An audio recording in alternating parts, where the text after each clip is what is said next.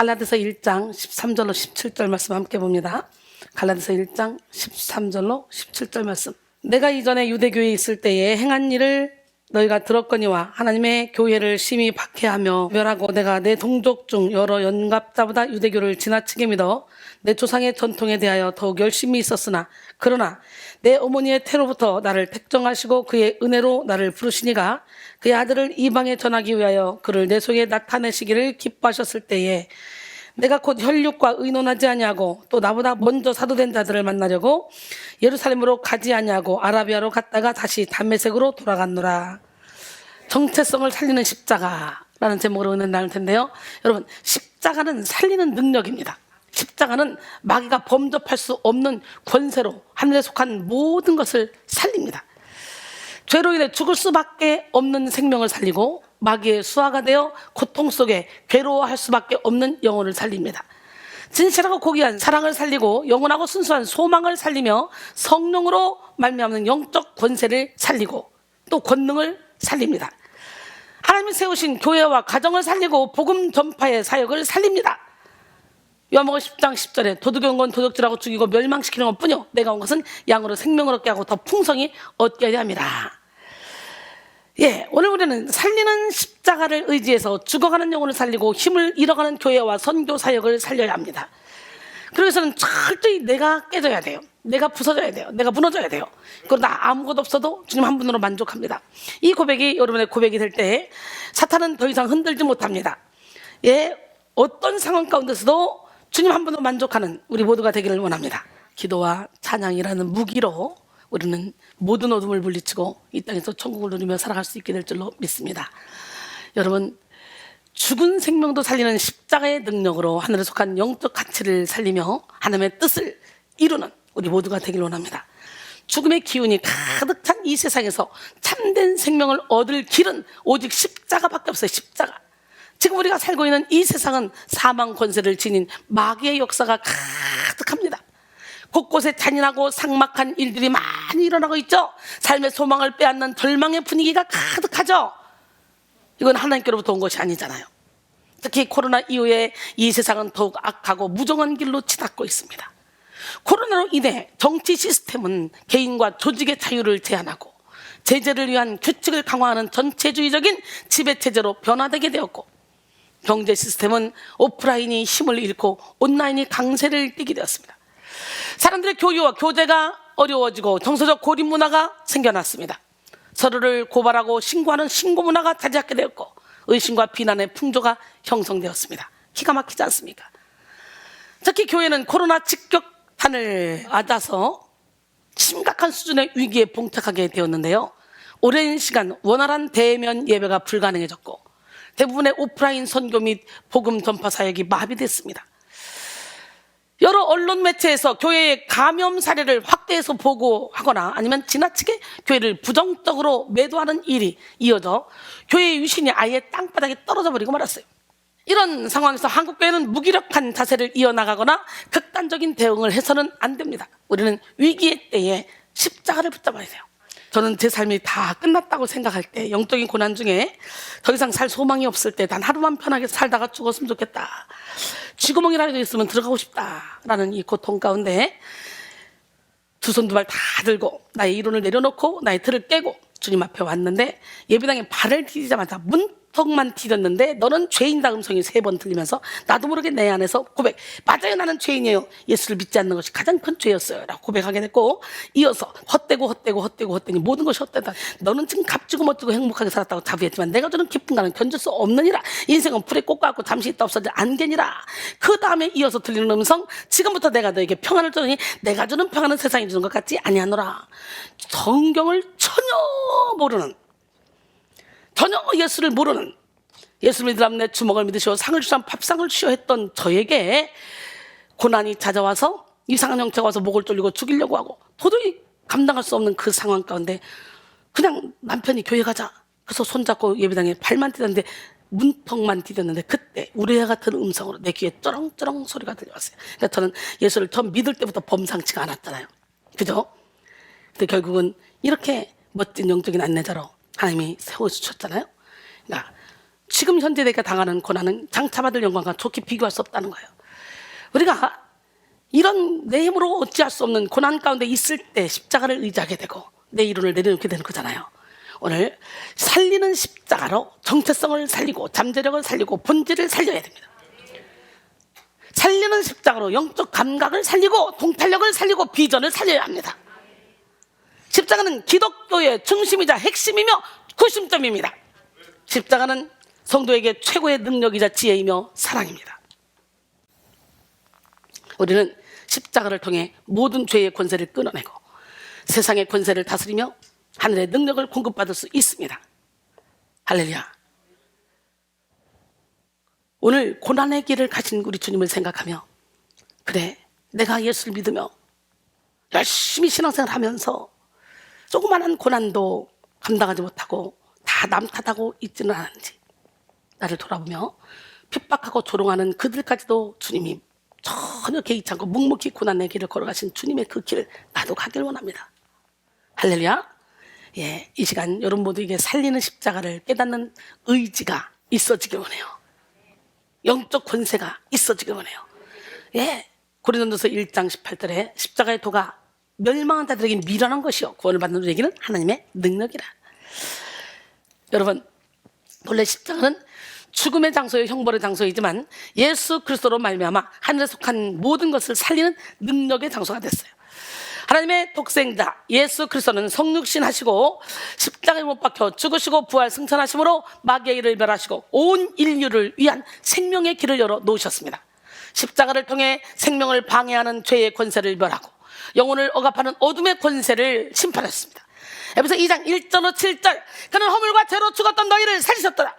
그때 너희는 그 가운데서 행하여 이 세상 풍조를 따르고 공중의 권세 잡은 자를 따랐으니 곧 지금 불순종의 아들들 가운데 역사하는 영이라. 전에는 우리도 다 그 가운데서 우리 육체의 욕심을 따라 지내며 육체와 마음이 원하는 것을 하여 다리들과 같이 본질상 진노의 자녀였더니 긍휼이 풍성하신 하나님이 우리를 사랑하신 그 큰 사랑을 인하여 허물로 죽은 우리를 그리스도와 함께 살리셨고 또 함께 일으키사 그리스도 예수 안에서 함께 하늘에 앉히시니 이는 그리스도 예수 안에서 우리에게 자비하심으로써 그 은혜의 지극히 풍성함을 오는 여러 세대에 나타내려 하십니다. 할렐루야. 예, 우리는 시민권이 육은 여기 있지만 영은 하늘에 있습니다. 그러게 영적으로 통하면 한 번만 봐도 그냥 친해지는 거예요. 영적으로 친하면 예, 그냥 오랜 세월 동안 만났던 것처럼 너무너무 행복하게 아름다운 교류를 나누며 살아갈 수 있는데요, 영적으로 통하지 않으면 평생을 신앙생활 몇십 년을 같이 해도 평생을 같이 해도 대화가 안 통하니까 재미가 없어요. 우리 수원에만 영통해 있는 거 아니고 우리 여기서 영통해야 돼. 영적으로 통해서 내 생각이 하나님 생각, 하나님 생각이 내 생각, 내 생각이 여러분 생각, 여러분 생각이 내 생각, 여러분 생각이 하나님 생각, 우리 생각이. 그래서 우리 생각이 하나님 생각 될 때 어깨 동무하고 촥 하나님의 일을 이루어갈 수 있는 거예요. 이제 우리는 십자가의 권세를 의지하여 하나님을 대적하는 모든 권세와 맞서 싸워야 합니다. 십자가로 생명을 파괴하고 죽이는 악한 권세를 물리치고 영혼을 살리고 생명을 살리는 삶을 사는 우리 모두가 되길 원합니다. 그리스도의 십자가는 칼날의 양면같이 독특한 두 가지 면을 동시에 가지고 있습니다.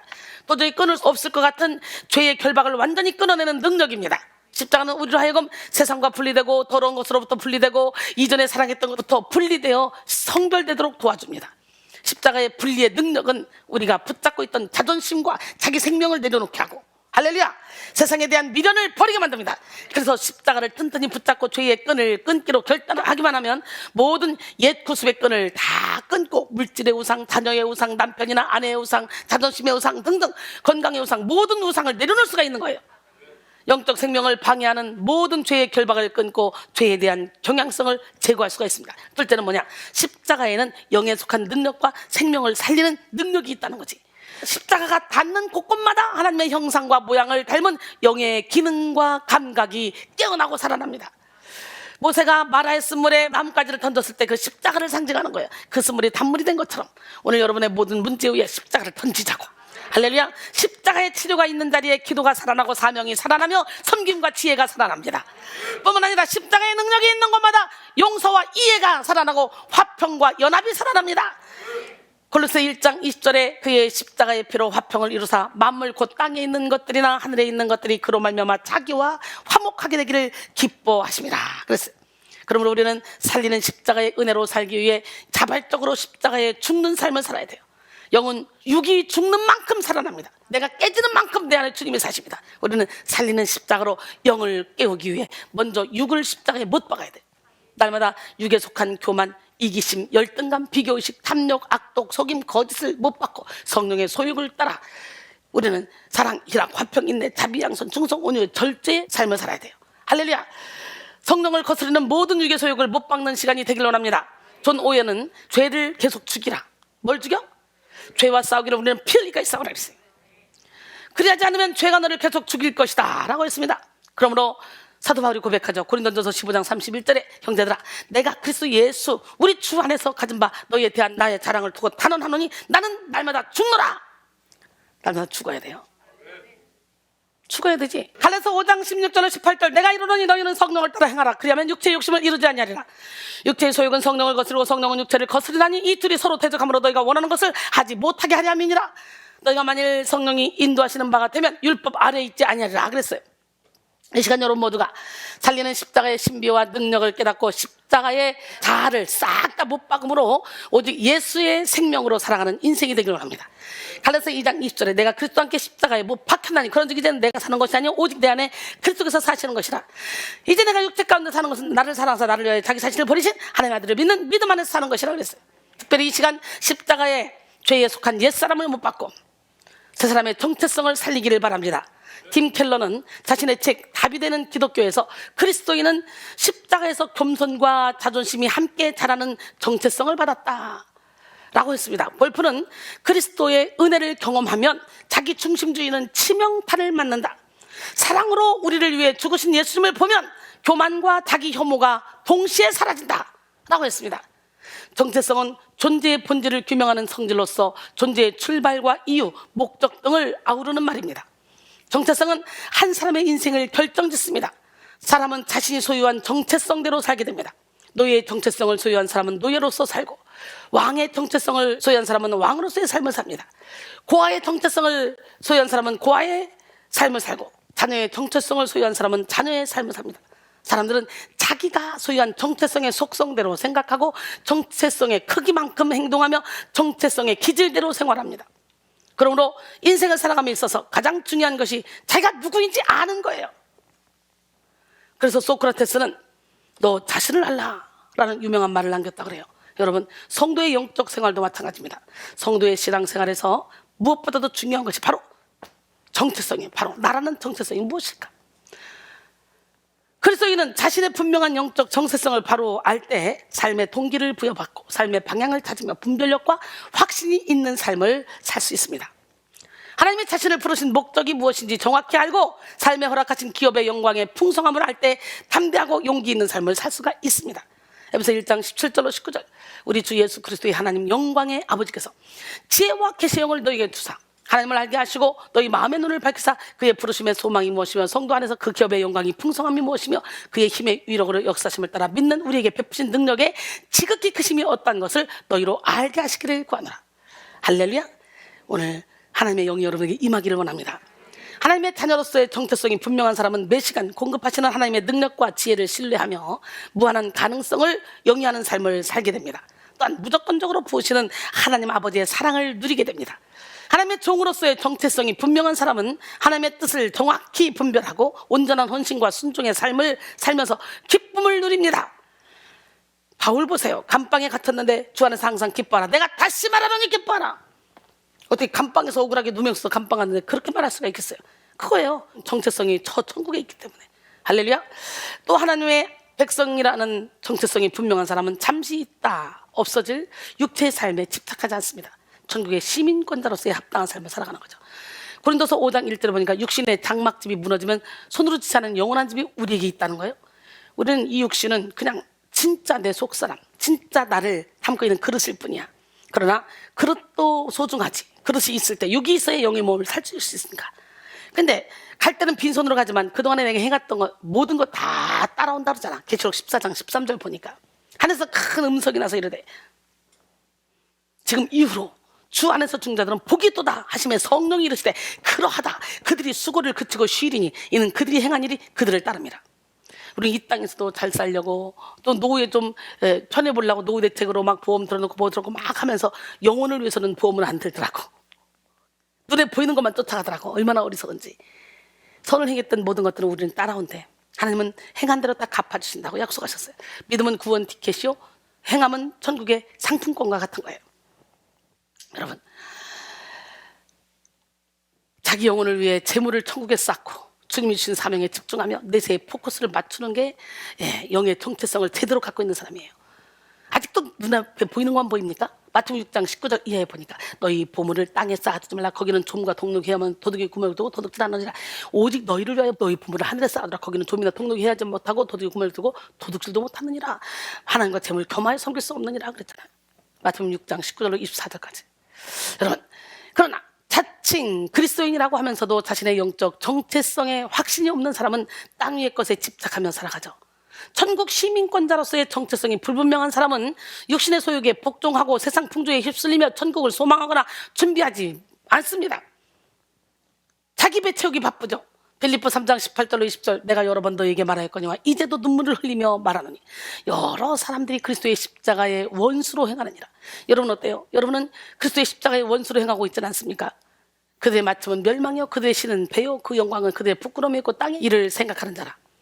그러나 우리의 시민권은 하늘에 있는지라. 거기로부터 구원하는 자 곧 예수 그리스도를 기다리노니 그는 만물을 자기에게 복종하게 하실 수 있는 자의 역사로 우리의 낮은 몸을 자기 영광의 몸의 형체와 같이 변하게 하시리라.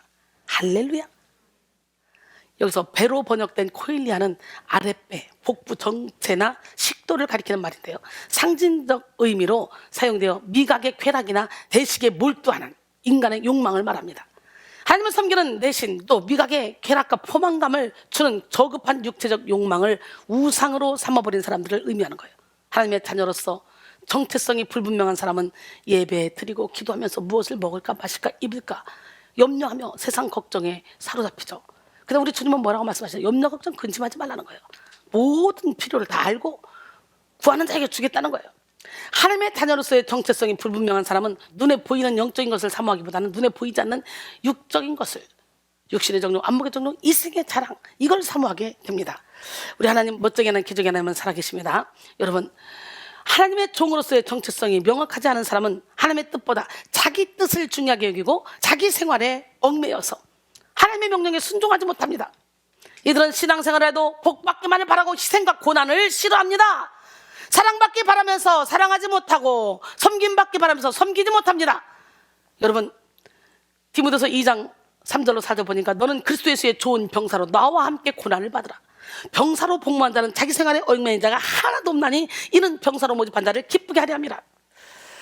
정체성에 확신이 없는 사람은 신앙생활을 해도 두 마음을 버리지 못합니다. 그러니 당연히 영적 성장을 이룰 수가 없는 거예요. 자신의 영적 정체성에 자신이 없는 사람, 자신의 영적 정체성에 자신이 없는 사람은 많이 기도하고 많이 예배를 드리고 한 예물을 드리고 헌신해도 하나님과 소통할 수 없고 비성경적인 방식으로, 특히 하나님의 일을 하도록 부름받은 사역자가 정체성에 확신이 없으면 담대하고 지혜로운 사역을 할 수가 없습니다. 설교자로서의 정체성이 불확실한 사람의 설교는 세속적이거나 무력할 수밖에 없고, 전도자로서의 정체성이 불확실한 사람의 전도는 열정적으로 지속되기 어렵습니다. 사명자로서의 정체성이 불분명한 사람은 장자의 명분을 가볍게 여긴 에서와 같이 자신에게 맡겨진 하나님의 사명을 가볍게 여기는 자가 됩니다.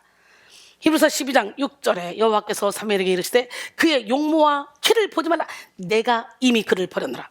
내가 보는 것은 사람과 같지 아니해. 사람은 외모를 보거니와 나 여호와는 중심을 보느니라. 오늘 중심을 보시는 하나님의 시선이 여러분의 영혼 가운데 탁 꽂혀야 돼요. 야, 내는 이리 봐도 저리 봐도 저리 봐도 얘는 정말 아름답네. 정체성이 완전히 내게 와 있네. 야, 네 얘한테 복을 안 주고는 못 견디겠다. 이렇게 만들어야 돼. 하나님과 여러분을 보면서 기쁨을 이길 수 없도록 만들어야 돼. 그러면 이 시간 우리는 우리의 영적 정체성을 살려야 됩니다. 십자가는 정체성을 살리는 능력입니다. 십자가를 만날 때 우리는 우리 인생의 이유와 목적을 찾게 되고 우리를 향한 하나님의 사랑을 알게 됩니다. 신학자 칼 바르트는 나는 저 십자가만 바라보면 나의 값을 발견하게 된다라고 했어요. 십자가를 바라볼 때 자신의 가치가 하나님의 독생자 예수 그리스도께서 참혹한 고통을 당하시고 죽으실 만큼의 값으로 매길 수 없는 고귀한 가치임을 알게 된다는 것이지. 로마서 5장 6절로 8절, 우리가 아직 연약할 때에 기약대로 그리스도께서 경건하지 않은 자를 위하여 죽으셨다. 의인을 위하여 죽는 자는 쉽지 않고 선을 위하여 용감히 죽는 자가 혹 있거니와, 우리가 아직 죄인 되었을 때 그리스도께서 우리를 위하여 죽으심으로 하나님께서 우리에 대한 자기의 사랑을 확증하셨느니라. 당신의 독생자를 십자가에 못 박여 죽기까지 우리를 사랑하셨어. 우리는 보통 사람 아니에요. 십자가를 경험할 때 우리는 우리 인생의 본질이 육체가 아니라 영혼임을 알게 되고, 인생의 참된 의미가 겉사람이 아니라 속사람에 있음을 알게 됩니다. 십자가를 체험할수록 세상의 부귀명예의 권세를 영적 목적을 위한 수단으로 인식하고 우상 삼지 않습니다. 절대로 영적 목적을 위한 수단으로 인식하지 않아요. 부귀명예의 권세를, 그것들을 우상 삼지 않습니다. 그리고 사람들에게도 집착하지 않습니다. 십자가가 영적 정체성을 살리게, 영적 가치관을 분명하게 소유하고 영적 몰입도가 높은 삶을 살아가게 되는 거죠. 오늘 본문의 사도 바울처럼 영적 정체성이 분명한 사람은 오직 주님 주신 표대만 향하여 집중해서 달려나갑니다. 빌립보 3장 12절로 14절, 내가 이미 얻었담도 아니요 온전히 이뤘담도 아니라 오직 내가 그리스도 예수께 잡힌 바 된 그것을 잡으려고 달려가노라. 형제들아, 나는 아직 내가 잡은 줄로 여기지 아니하고 오직 한 일, 즉 뒤에 있는 것은 잊어버리고 앞에 있는 것을 잡으려고 표대를 향하여 그리스도 예수 안에서 하나님이 위해서 부르신 부름의 상을 위하여 달려가노라 그랬어요. 그런데 오늘날 많은 사람들이 자기 정체성을 찾지 못하고 살아갑니다. 실존주의 철학자들은 내가 누구인가에 대한 답을 찾기 위해서 많은 연구를 했습니다. 그 결과 그들은 인간의 정체성에 대해서 세 가지 결론을 내렸는데요. 첫째, 인간은 죄책으로 근심하는 존재. 둘째, 허무와 무의미의 존재로서 어디에서 와서 왜 살며 어디로 가는지 알지 못해 허망하게 살다가 허무하게 사라지는 존재. 셋째는 인간이란 죽음과 무의 절망을 품은 자이므로 절망적인 존재라고 말했습니다. 그런데 이것으로는 자신이 누구인지에 대한 정답을 정확히 알아낼 수 없기 때문에 방황하는 거죠. 현대는 그야말로 정체성의 위기에 봉착한 시대입니다. 세상을 살아가는 많은 사람들이 자기가 누구인지 알지 못합니다. 왜 사는지도 몰라요. 어디로 가는지도 몰라요. 무의미하게 살아갑니다. 안타깝잖아요. 우리 하나님, 멋쟁이 하나님, 기적의 하나님, 능력의 하나님이 여러분과 함께 하실 때 우리는 왜 살며 어디로 가는지 다 알게 되고 기름을 준비하게 되는 거잖아. 유명한 연예인이나 상당한 수준의 재력과 지식인들도 예외가 아닙니다. 헬라 철학의 대가 탈레스는 이 세상에서 가장 어려운 일은 자기 자신을 아는 일, 이 세상에서 가장 쉬운 일은 남 이야기를 하는 것, 이렇게 말했어요. 참으로 많은 사람들이 나는 누구인가라는 근원적인 질문을 던지지만 답을 잘 찾지 못합니다. 게르케고르는 인간에게 가장 무서운 병은 육신의 질병이 아니라 자아의 상실, 즉 자기를 잃어버린 절망이라고 했어요. 어느 날 베를린 유명한 공원에서 초라한 한 남자가 사색에 잠겨 고개를 숙인 채 천천히 걸어가고 있었습니다. 공원지기가 보니까 틀림없이 주택이 없는 무주택자로서 공원에 폐를 끼치겠다는 생각이 들었어요. 그래서 그 공원 관리인은 그가 노숙인일 것이라고 생각하고 그에게 다가서 물었습니다. 여보시오, 당신은 누구요? 그러자 그 남자는 고통스러운 표정으로 대답했습니다. 나도 그걸 알았으면 좋겠는데요. 이 엉뚱한 대답의 주인공은 바로 19세기 말 독일의 철학자 쇼펜하우어였습니다. 그는 당대를 주름잡은 철학자였으나 정작 자기 정체성을 찾지 못했습니다. 쇼펜하우어에게 인생은 그저 살 가치가 없는 고통과 권태의 여정일 뿐이었습니다. 쇼펜하우어처럼 진정한 자기 정체성을 찾지 못한 사람들은 염세적인 시각으로 세상을 바라보고 비관적인 태도로 삶을 살아갑니다. 왜 사는지를 몰라 방황을 이어가다가 극단적인 길로 가는 사람들도 많이 있습니다. 또 많은 사람들이 자기 존재, 본연의 정체성을 찾지 못하고 자신의 외모가 곧 자기 존재라고 인식하고 살아갑니다. 누군가에게 예쁘다, 멋지다 라는 말을 들으면 순간적으로 자기 존재를 인정받는 듯한 기분을 느끼지만 이내 공허함을 느끼고 다른 사람들에게 자신이 기대한 만큼 인정받지 못하면 존재감을 박탈당한 듯한 괴로움을 느낍니다. 자신이 소유한 차나 집, 명예나 인기가 곧 자기 존재라고 여기는 사람도 많습니다. 그래서 외모에서 정체성을 찾는 사람은 외모에 집착하고, 소유에서 정체성을 찾는 사람은 소유에 집착합니다.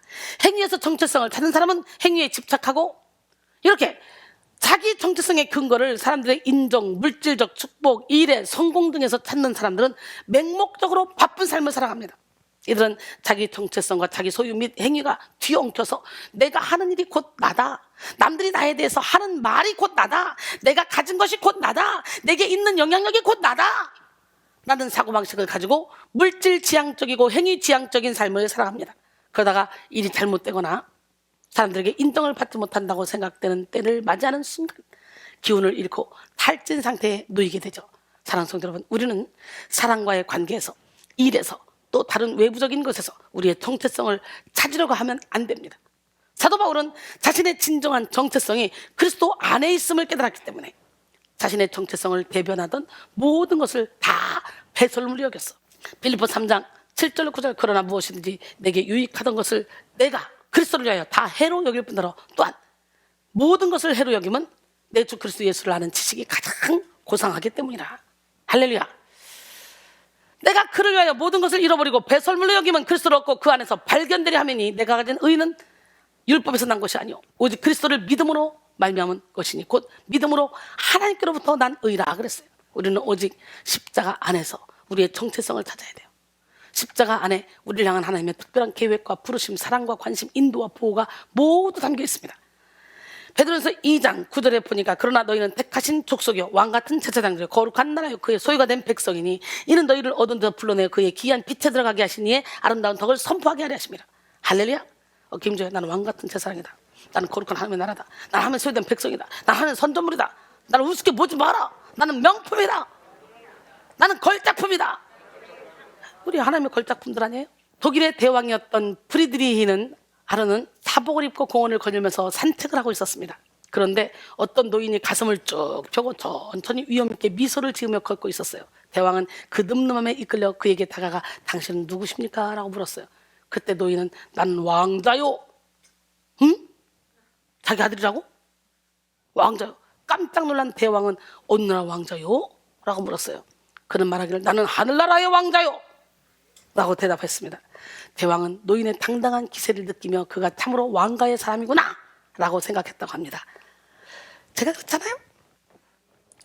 우리는 하나님의 자녀답게 하나님의 백성답게 자부심을 가지고 살아야 돼요. 높은 자존감을 가지고 살아야 돼요. 왕같은 제사장으로서의 위엄을 가지고 살아야 되고 세상의 빛과 소금으로서의 구별된 삶을 살아야 됩니다. 이 시간 여러분 모두가 십자가로 말미암아 분명한 영적 정체성을 소유하시기 바랍니다. 악한 사탄은 수단과 방법을 가리지 않고 우리의 정체성을 공격합니다. 간사한 악한 영은 우리의 정체성이 무너지면 모든 것이 무너진다는 사실을 잘 알고 있습니다. 그래서 하나님의 자녀들이 세속주의에 물들도록 유혹하고 영의 사람들이 육의 사고와 방법을 따르도록 유혹합니다.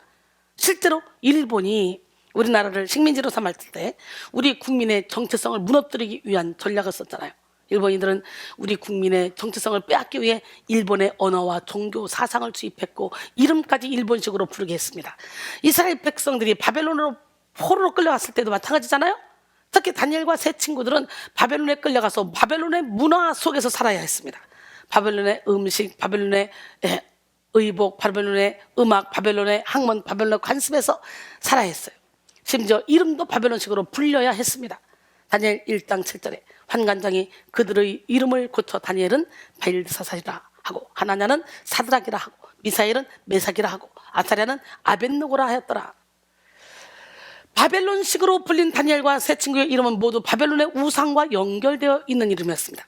하나님은 심판자이시다 또는 하나님은 나의 심판자를 의미하는 다니엘의 이름은 벨드사살, 벨의 왕자 또는 벨이 총애하는 자로 바뀌었어요. 여기서 벨은 바벨론의 우상을 상징합니다. 또 여호와는 친절하시다 또는 여호와의 총애하는 자를 의미하는 하나냐는 사드락으로 바뀌었는데요. 그 뜻은 태양신에게서 빛을 받았다라는 의미입니다. 역시 우상과 연결된 이름이죠. 미사엘은 누가 하나님과 같으랴라는 뜻인데 그의 이름은 메삭 즉 누가 사크의 여신과 같으랴로 바뀌었어요.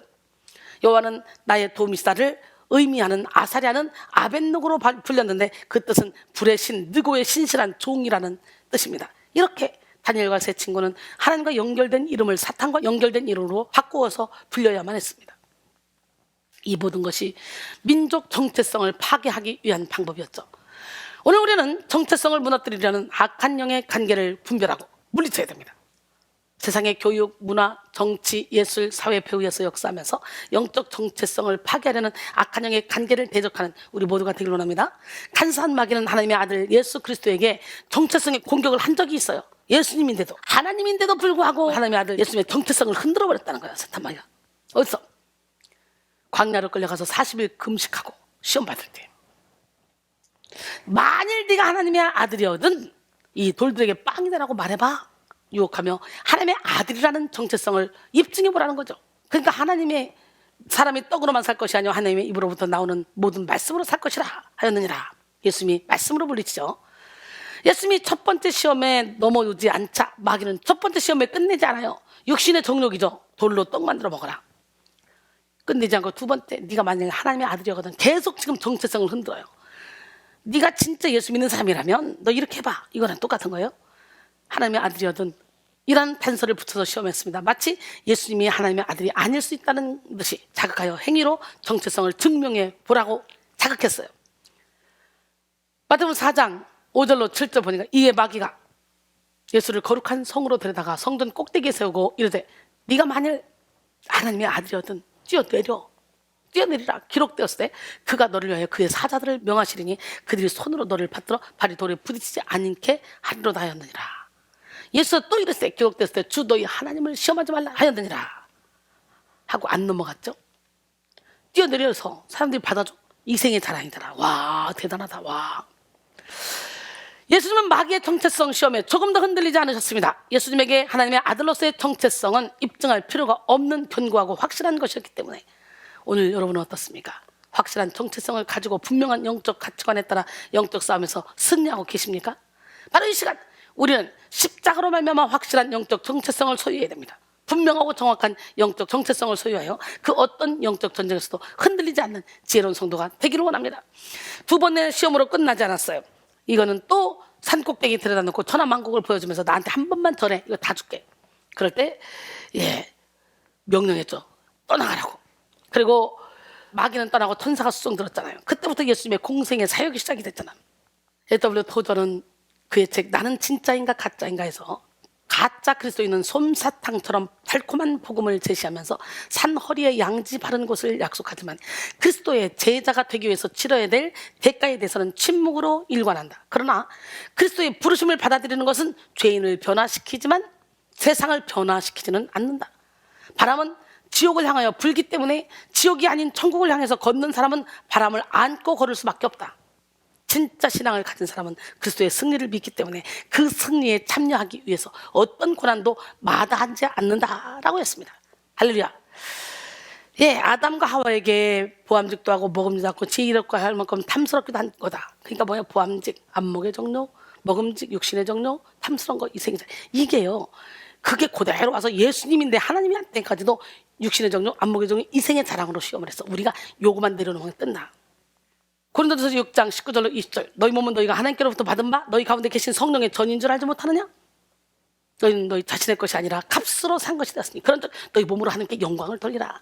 할렐루야. 오늘 본문을 기록한 사도 바울은 정체성의 능력으로 승리한 인물이라고 해도 과언이 아닌 사람이에요. 사도 바울은 이방인 선교를 위해 하나님이 택하신 그릇입니다. 하나님은 사도 바울을 통해 참으로 위대한 역사를 이루셨어요. 사도 바울이 없는 초기 기독교 역사를 생각할 수 없다고 말하는 사람이 있을 정도로 사도 바울은 실로 위대한 업적을 남겼습니다. 신약성경 27권 중에 13권을 기록했고 이를 통해 기독교의 핵심적인 기독론, 교회론, 구원론, 성령론들의 교리가 정립되게 되었어요. 뿐만 아니라 세 차례의 선교 여행을 통해 기독교의 지평을 넓혔고 많은 교회와 주의 종을 세워 강력한 복음 전파가 이루어지도록 했습니다. 그런데 이런 사도 바울의 업적은 예수 그리스도를 만나 회심한 그의 분명한 정체성으로 인해 만들어진 거예요. 회심한 이후에 그는 수도 없이 많은 이유와 계기로 이전의 삶으로 돌아가거나 중도의 입장을 취할 수도 있었어요. 그러나 확고한 정체성으로 인해 조금 더 흔들리지 않았다는 거지. 본래 그는 유대교의 심취한 인물로 예수 그리스도의 교회를 심히 핍박한 사람이잖아요. 본문에서도 그는 스스로 밝히기를 자신이 자신의 또래보다 훨씬 유대교에 충성하며 열심을 냈다고 했습니다. 갈라디아서 1장 13절 오늘 본문이죠. 내가 이전에 유대교에 있을 때에 행한 일을 너희가 들었거니와 하나님의 교회를 심히 박해하여 멸하고 내가 내 동족 여러 영갑자보다 유대교를 지나치게 믿어 내 조상의 전통에 대하여 더욱 열심히 있었으나 바울은 예수 믿는 사람들은 죽어도 괜찮다는 생각에 딱 묶여 있었어요. 이 무서운 사람이었어요. 그래서 스데반 집사가 설교하다가 돌로 맞아 순교하는 자리에도 함께 있으면서 마땅히 여겼다고 하잖아. 그런데 스데반이 죽으면서 얼굴이 환해지고 천사 같은 얼굴을 하며 저들을 용서해달라고 기도하는 그 모습을 보았잖아요. 양심이 발동했겠죠, 그죠? 사도 바울은 스데반을 죽이는 것을 마땅히 여기서 마땅히, 나는 여러분 모두가 다 영적 정체성을 갖기를 원합니다. 여러분, 우리는 아무것도 할 수 없는데 우리 하나님 우리와 함께 하시면요, 우리 이렇게 깨달음이 와요. 스데반을 죽이는데 증인으로 선 사람들은 옷을 벗어서 사울의 발 앞에 뒀잖아요. 옷은 자기의 믿음, 마음, 생각을 반영하는 것입니다. 그래서 옷을 벗어서 사울 앞에 둔 것은 사울이 자신들과 같은 생각과 같은 마음을 가진 사람이라고 여긴다는 의미가 되죠. 뿐만 아니라 사울이 스데반을 죽이는데 의사, 결정자 혹은 책임자적 위치에 있었다는 것을 의미하기도 합니다. 스데반 집사가 순교한 것을 목격한 청년 사울은 스데반이 죽임당한 것을 당연하게 생각했고 점점 더 무섭고 잔인하게 예수 믿는 자들을 박해하는 사람이 됐어요. 사도행전 7장에서 스데반이 죽고 사람들이 흩어지잖아요. 근데 어떻게 흩어져? 사도 바울이 핍박하니까. 사도행전 8장 1절로 3절, 사울은 그가 죽임당함을 마땅히 여기더라. 그날 예루살렘에 있는 교회에 큰 박해가 있어 사도 외에는 다 유대와 사마리아 모든 땅으로 흩어지니라. 경건한 사람들이 스데반을 장사하고 위하여 크게 울더라. 사울이 교회를 단멸할세 각 집에 들어가 남녀를 끌어다가 옥에 넘기니라 그랬어요. 참으로 청년 사울은 살기가 등등한 기독교 박해자였습니다. 그는 정식으로 공문을 받아서 예수를 믿는 사람들을 잡아들이는 일에 열정을 쏟았어요. 사도행전 9장 1절로 2절, 사울이 주의 제자들에 대하여 여전히 위협과 살기가 등등하여 대제사장에게 가서 다메섹 여러 회당에 가져갈 공문을 청하니 이는 만일 그 도를 따르는 사람을 만나면 남녀를 막론하고 결박하여 예루살렘으로 잡아오려 함이라 그랬어요. 다메섹은 유대로부터 대략 100km 정도 떨어진 곳입니다. 당시에는 자동차나 기차도 없었어요. 100km를 간다는 것은 엄청난 열심을 내는 것입니다.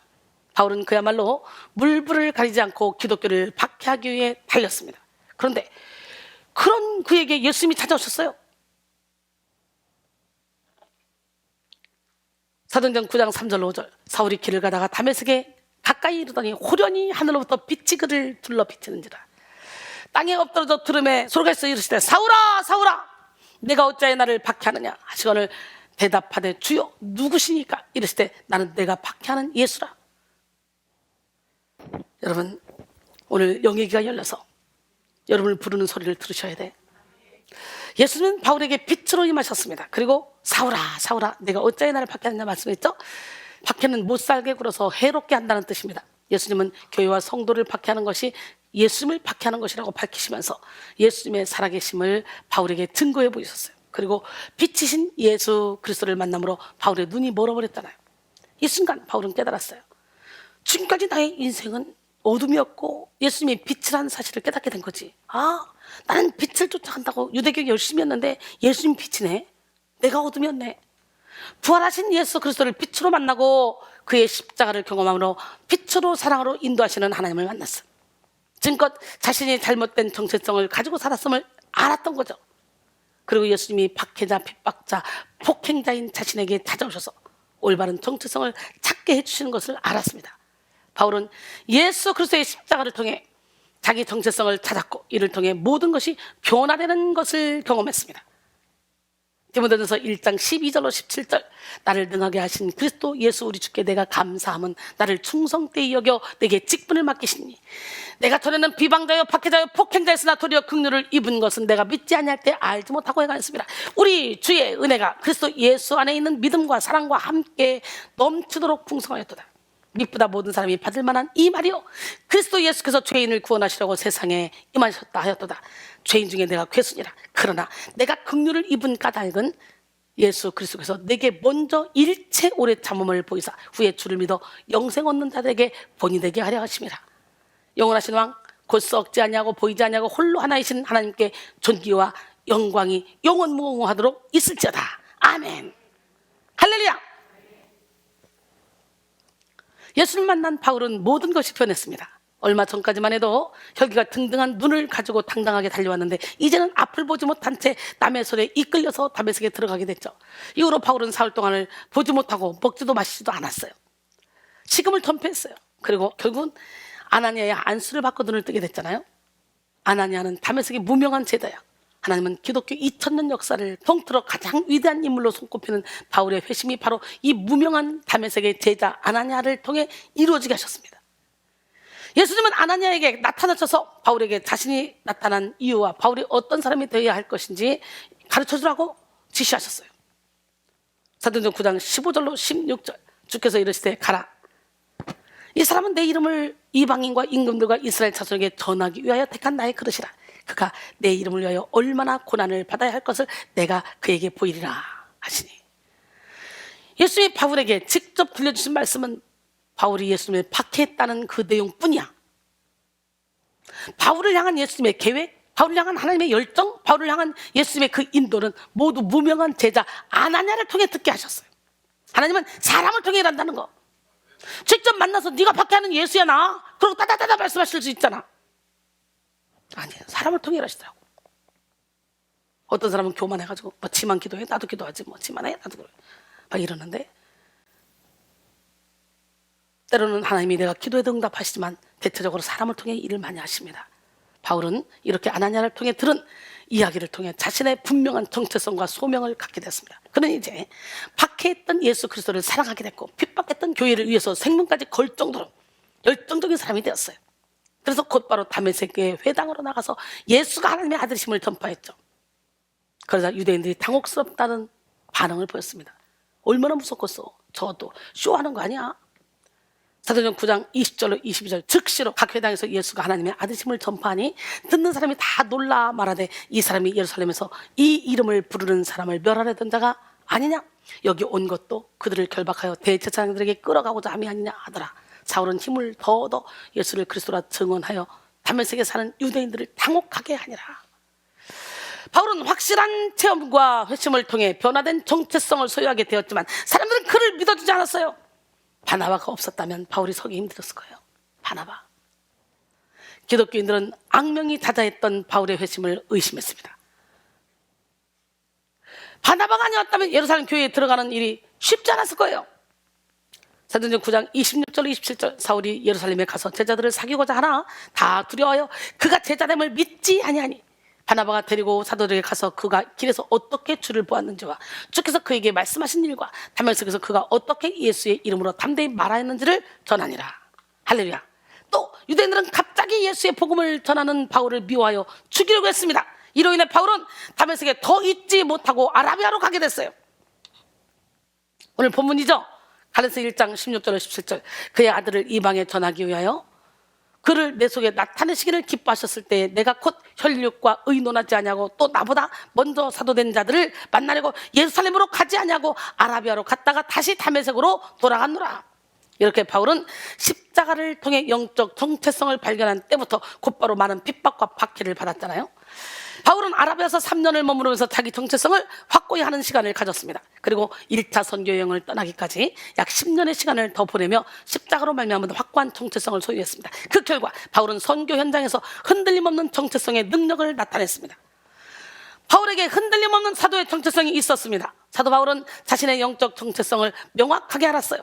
바울은 자신이 예수 그리스도의 종이라고 당당하게 말하죠. 사실 바울은 세상으로 봤을 때 바울이 내세워야 될 것은 다른 거였어요.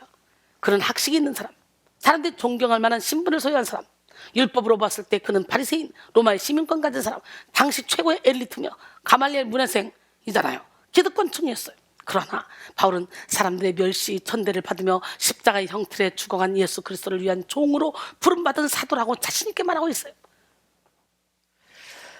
빌립보 3장 5절로 9절, 나는 8일 만에 할례를 받고 이스라엘 족속이요 베냐민 지파요 히브리인 중에 히브리인이요 율법으로는 바리새인이요 열심으로는 교회를 박해하고 율법의 의로는 흠이 없는 자라. 그러나 무엇이든지 내게 유익하던 것을 내가 그리스도를 위하여 다 해로 여길 뿐더러 또한 모든 것을 해로 여기면 내 주 예수 그리스도를 아는 지식이 가장 고상함이라. 그리고 모든 것을 배설로 여겼다 그러잖아요. 난 여러분 모두가 이 시간에 모든 걸 배설로 여기곤 합니다. 제가 하나님 손에 확 붙들린 거 영적인 세계에 깊이 들어갔더니 진짜 세상의 모든 것이 싹 다 배설물로 여겨지더라고. 바울에게 자기 정체성은 복음 전파를 위해 매우 중요했습니다. 그래서 그가 쓴 성경의 많은 서신서 중에서 데살로니가 전후서만 제외하고 나머지 모든 서신을 시작할 때 자신을 그리스도의 종이자 사도라고 말하고 있어요. 오늘 본문인 갈라디아서도 사도로서의 자기 정체성을 밝히면서 시작하죠. 갈라디아서 1장 1절로 3절.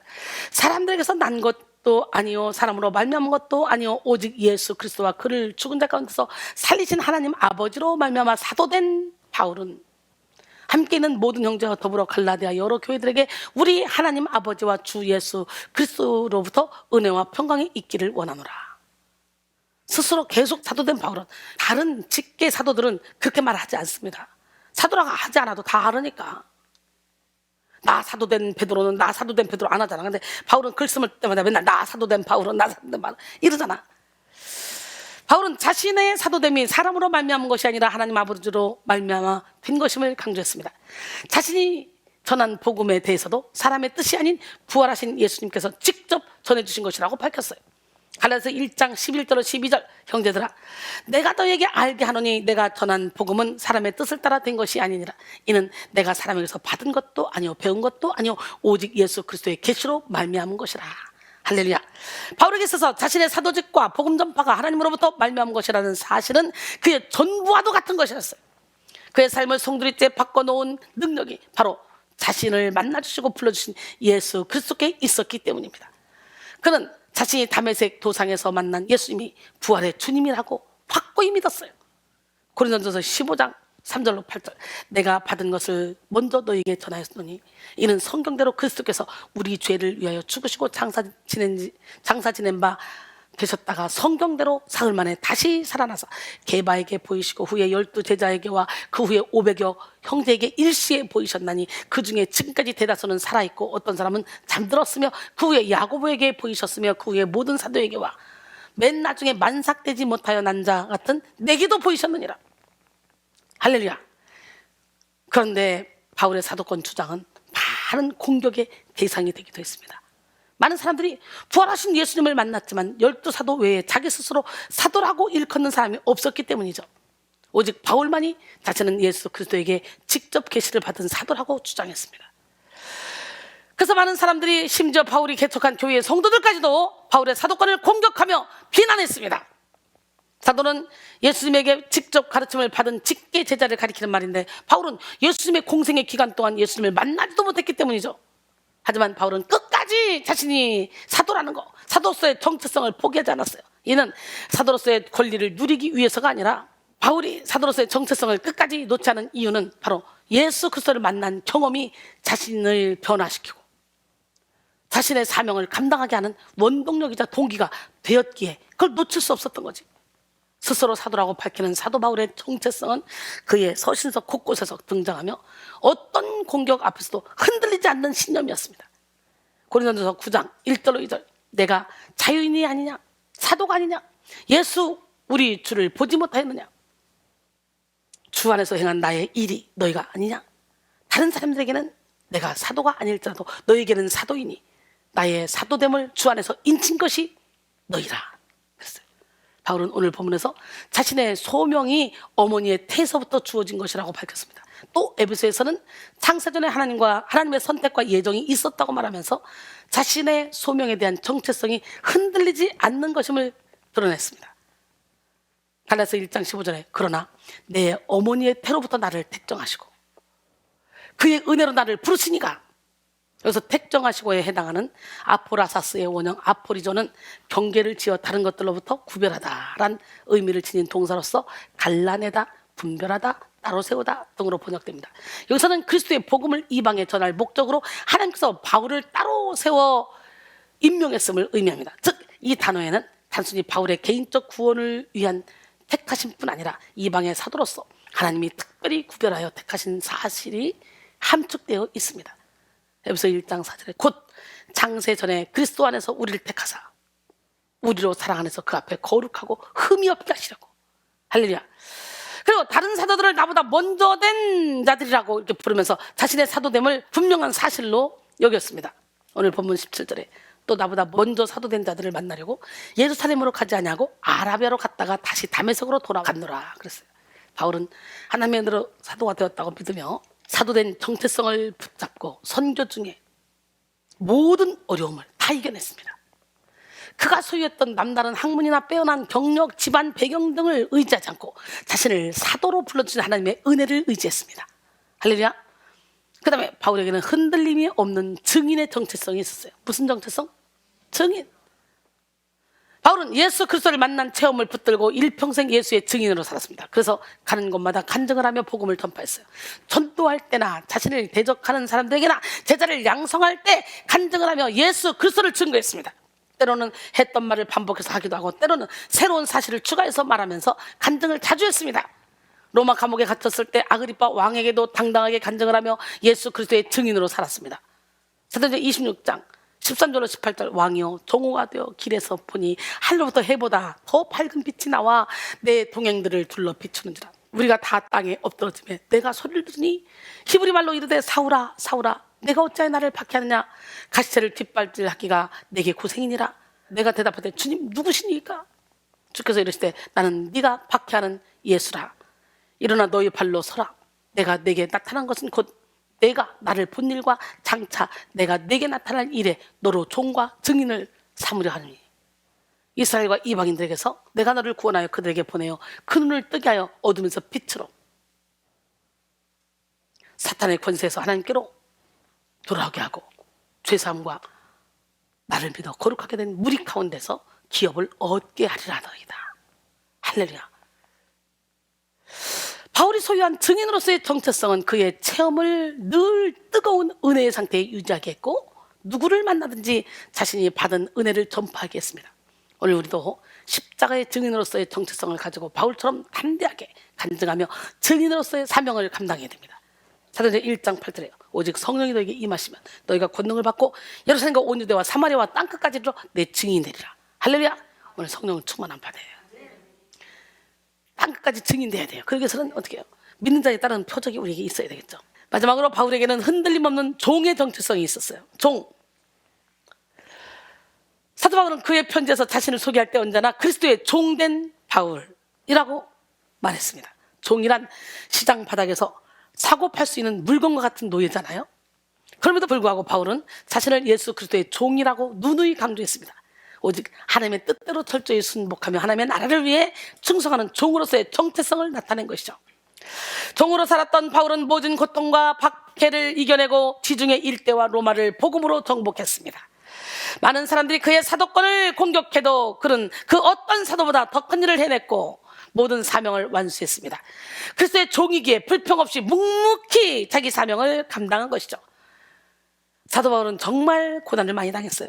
고린도서 11장 23절로 28절에 보면 사도 바울이 어떤 고난을 많이 받은지 총체예요. 총체. 그들이 그리스도의 일꾼이냐? 정신없는 말을 하거냐? 나는 더욱 굴하도다. 내가 수고를 넘치도록 하고 옥에 갇히기도 더 많이 하고 매도 수도 없이 맞고 여러 번 죽을 뻔하였으니 유대인들에게서 40에서 하나 감한매를 5번 만졌으며 40대는 법적으로 못 드리게 돼 있어요. 40대 맞으면 죽어요. 그러니 거의 죽음 직전까지 갔던 거죠. 3번 폐장으로 맞고 1번 돌로 맞고 3번 파손하고 일주야를 깊은 바다에서 지냈으며 여러 번 죽을 뻔했어요. 여러 번 여행하면서 강의 위험, 강도의 위험, 동족의 위험, 이방인의 위험, 신의 위험, 광야의 위험, 바다의 위험, 거짓 성제 중에 위험을 당하고 또 수고하고 애쓰며 여러 번 자지 못하고 줄이며 목마르고 여러 번 춥고 굶고 헐벗었노라. 이 외의 일은 고사하고 아직도 날마다 내 속에 눌리는 일이 있으니 곧 모든 교회를 위하여 염려하는 것이라. 자기의 그 고라는 건 관계없어요. 모든 교회를 염려하고 걱정하며 영혼 살리는 일에 집중하고 있다는 거예요. 어떤 고난을 당해도 자기는. 그리스도의 종으로 살았던 바울은 조금도 자기를 내세우지 않았습니다. 그저 모든 것이 하나님의 은혜라 그랬어요. 고린도전서 15장 10절. 그러나 내가 나된 것은 하나님의 은혜로 된 것이니 내게 주신 그의 은혜가 헛되지 아니하여 내가 모든 사도보다 더 많이 수고하였으나 내가 한 것이 아니오 오직 나와 함께 하신 하나님의 은혜로라. 할렐루야. 종으로서 바울의 삶은 그의 모든 것을 전제와 같이 하나님께 다 부어드릴 때까지 이어졌습니다. 그래서 전제와 같이 다 부어드린 다음에 고백하죠. 디모데후서 4장 6절로 8절까지 보니까 전대로 다 부어줬대요. 그래 놓고 나는 선한 싸움을 싸우고 나의 달려갈 길을 마치고 나는 믿음을 지켰다. 이제 후로는 나를 위하여 의의 멸관이 예비되었다. 내게만 아니라 주의 나타난 시험을 사모하는 모든 자에게도 다. 할렐루야. 결론적으로 사랑하는 성도 여러분, 우리는 위기의 때에 살리는 십자가를 의지하여 정체성을 살려서 분명하고 삶의 동기와 이유, 목적과 방향을 제대로 결정해야 됩니다. 할렐루야. 하나님의 자녀로서, 하나님의 백성으로서, 하나님의 종으로서의 정체성을 가지고 힘있게 살아야 돼요. 정체성을 공격해서 육체의 행위와 세상 풍조에 휩쓸리게 하는 사탄의 괴계를 대적해야 됩니다. 바울은 사도로서의 정체성, 증인으로서의 정체성, 종으로서의 정체성을 가지고 흔들리지 않았기 때문에 모든 어려움을 이겨내고 위대한 사명을 감당할 수가 있었던 거예요. 이 시간 여러분 모두가 정체성을 살리는 십자가의 능력을 의지해서 정체성의 능력으로 영적 싸움에서 승리하고 사명을 감당하는 기적의 주인공이 되기를 주님의 이름으로 축원합니다.